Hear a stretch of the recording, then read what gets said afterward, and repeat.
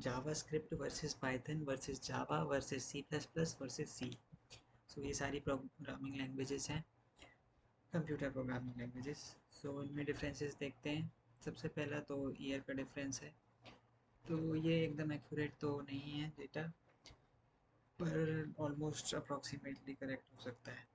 सो सबसे पुरानी लैंग्वेज है सी लैंग्वेज, उसके बाद सी प्लस प्लस, और फिर सरप्राइजिंगली पाइथन, उसके बाद आती है जावा और फिर जावास्क्रिप्ट। और फिर सेकेंड डिफरेंस तो है मेन यूज़ और वाई। सो सी लैंग्वेज का जैसे यूज़ होता है ऑपरेटिंग सिस्टम्स में, एम्बेडेड सिस्टम्स में, गेट एग्जामिनेशन की प्रिपरेशन में मेनली।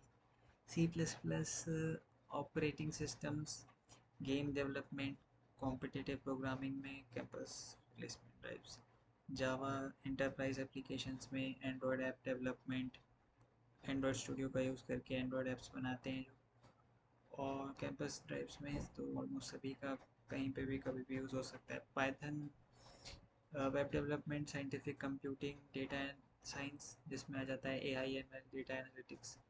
और फिर है जावास्क्रिप्ट में वेब डेवलपमेंट, क्लाइंट साइड और सर्वर साइड भी कर सकते हैं नोड जेएस वगैरह का यूज़ करके। और नेटिव ऐप्स भी बनाए जा सकते हैं रिएक्ट नेटिव से, जैसे प्रोग्रामिंग या scripting. Okay so campus placement drives के लिए ये भी जॉब्स। ओके सो उसके बाद अगला है oops. So object oriented programming तो बाकी के चार आखिरी के मतलब बाकी चार सपोर्ट करते हैं। शुरू में जो सी लैंग्वेज दी है वो तो उसमें कुछ चीज़ें हैं जिसको कि कंसिडर कर लेते हैं कुछ लोग, जैसे स्ट्रक्चर वगैरह। तो फिर उसके बाद है प्रोग्रामिंग कॉन्सेप्ट। ओके नीचे आ गया फंक्शनल प्रोग्राम। फोर्थ है speed, less time to execute. So सबसे कम टाइम लगता है सी और सी प्लस प्लस में, क्योंकि ऑलमोस्ट मशीन लाइक लैंग्वेज होती है, ज़ीरो और वन ऑन ऑफ जैसा। बट बाकी लैंग्वेजेस में हाई लेवल ऑफ एब्स्ट्रैक्शन है, इंग्लिश में जैसे लिखते हैं उस तरह का कोड होता है। तो बाकियों की अगर बात करें तो फिर तीसरे नंबर पे है इन जनरल जावा, और फिर उसके बाद आती है जावास्क्रिप्ट, और आखिरी में आती है पाइथन। तो पाइथन सबसे स्लो इन एग्जीक्यूशन कह सकते हैं इन जनरल। उससे थोड़ा तेज़ जावास्क्रिप्ट, उससे थोड़ा तेज़ जावा, फिर सी सी प्लस प्लस।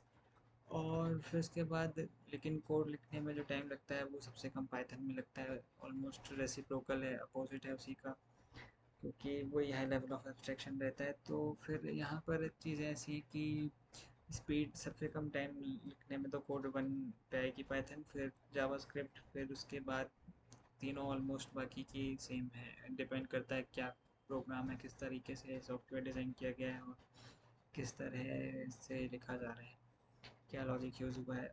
और फिर उसके बाद है कंपाइल्ड होती हैं या इंटरप्रेटेड, कौन सी लैंग्वेज कंपाइल्ड है या इंटरप्रेटेड। सो पहले की दो जन मतलब सी सी प्लस प्लस तो कंपाइल्ड होती हैं, और उसके बाद जावा जो है उसे कंसिडर किया जा सकता है कंपाइल्ड एंड इंटरप्रेटेड। और फिर है पाइथन जो कि इंटरप्रेटेड लैंग्वेज है, और जावास्क्रिप्ट सम इंटरप्रेटेड भी होती है और sometimes compiled at run time, just in time JIT compiler, JIT use करके। तो इंटरप्रेटेड मतलब line by line code convert किया जाएगा इंटरप्रेटर के द्वारा, जबकि कंपाइलेशन के टाइम पे पूरा एक चंक ऑफ कोड को कन्वर्ट किया जाता है मशीन लैंग्वेज में कंपाइलर की मदद से। स्क्रिप्टिंग लैंग्वेज है या नहीं, तो सी सी प्लस प्लस तो नहीं है, जावा का कुछ कह नहीं सकते। और फिर जावा स्क्रिप्ट और पाइथन तो स्क्रिप्टिंग लैंग्वेज में आई जाती हैं। डायनामिकली टाइप्ड है या स्टैटिकली, मतलब जैसे डेटा टाइप बताना पड़ता है कि नहीं।